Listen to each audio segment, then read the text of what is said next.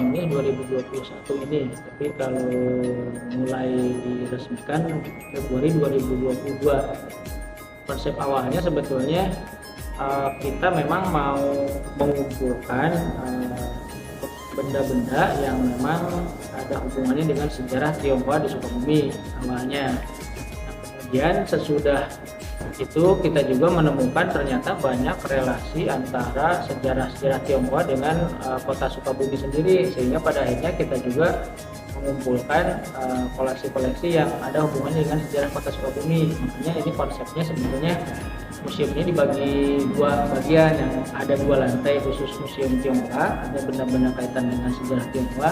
2 lantai lagi sebetulnya lebih umum ke sejarah kota dan kabupaten Sukabumi.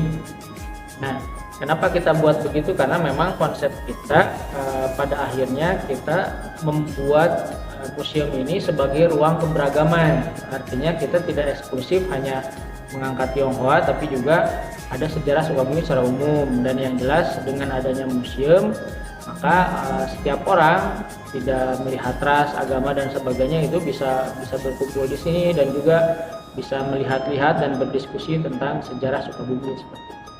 Kalau paling tua itu jenisnya mungkin di lantai 2 akan pernah lihat ada kayak gentong tapi dari kayu.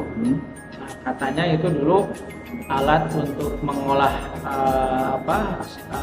bahan-bahan makanan, termasuk mengolah mochi zaman dulu itu tahun 1860.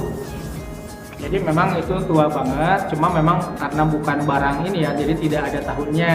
Nah, yang lainnya lagi barang-barang itu kita ada yang sekitar 1889 itu berupa dokumen. Kemudian kalau akan lihat juga ada koran Sukabumi Pos tahun 1926, mungkin itu koran pertama ya.